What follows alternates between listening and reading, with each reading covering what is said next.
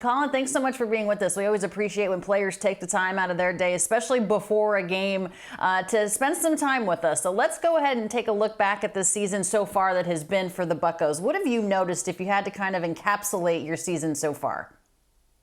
I know there's been a lot of ups and downs, but just kind of staying consistent. And it's a long year, so getting used to the workload. Having this might be my first full year. We've learned some things and learned some tricks of the trade to kind of keep me healthy and keep me prepared every day. I don't think a lot of people think about that. Sometimes that they don't realize, okay, it's a 162 game season, plus you have all of the spring training. And if you're fortunate enough to go into the postseason, how have you had to adjust and how have you had to learn your body better? In the minor leagues, you don't really throw as much as you do up here. So just figuring out ways to get your body ready every night, especially being a late leverage reliever, you got to be available because that's what the name of the game. So just kind of small things to keep me healthy throughout the year and ready every night. All right. So you're an Illinois kid, went to Southern Illinois University along with your manager, Derek Shelton. So there's a little bit of a tie in there. Tell me about growing up in Illinois and the love for baseball. Where did that come from?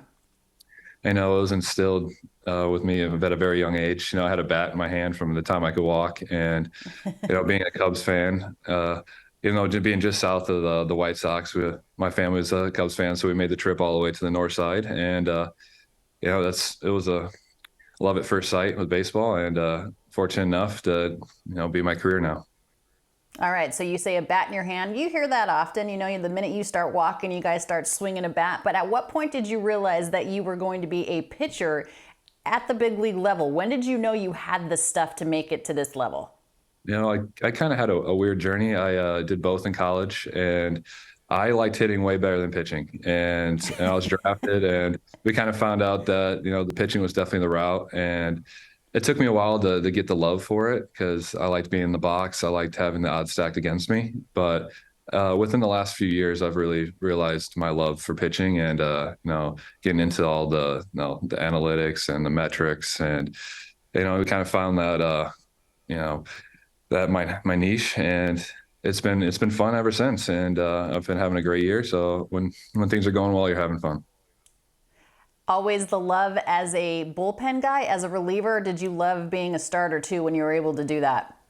I couldn't really stay healthy as a starter, all those innings, and I didn't really find my routine to get me back every 5 days. And I found my spot in the bullpen, and I got a little screw loose up here, so being a late inning guy, a perfect fit. Yeah, there's this T-shirt I always wanted to create that relievers need love too. You guys are a different breed for sure. What's it like for you getting ready in that bullpen? The phone rings. You're coming in. You didn't pitch yesterday, but obviously you could easily get the call today. So kind of take me through that routine. So I kind of head out just after the second inning. I see my PT and our masseuse before to kind of get out there, and then from the second I get there, I'm very routine based. I'll get my pre-workout drink, sit next to me some seeds, and then right around the sixth inning, I'll start my active warm up, throw some plyo balls, and then either the seventh or eighth innings the call, and that's when all the adrenaline hits and it's time to go. All right, is it dill pickle? Is it ranch? Is it original seeds? Like what are we thinking of here? I used to be a dill pickle kind of guy, but that destroys my mouth how much I eat now. They have the sweet and salty ones that are a little easier on the mouth, so I can eat a lot more and not regret it later. So that's kind of been my move. Yeah, you got to protect the roof of your mouth. That's important. Mm-hmm. All right, I wanted you to brag a little bit on your sister, Taylor. Tell me a little bit about her and how much you appreciate what she has gone through. And my sister's keeper on your tattoo. Tell me a little bit more about her. She's my everything. She's the centerpiece of our family. She really just, puts everything in perspective for us. She's so happy and, on a day-to-day basis. And how can I wake up and, not be happy as well? She's been a huge inspiration for me, when I'm feeling down or feeling too high, she's always been there. She's my biggest fan. And, I always FaceTime with my family and we always say hi, and she always has her Pirate shirt on when we have a game. And, she's the best, and I wouldn't be here without her.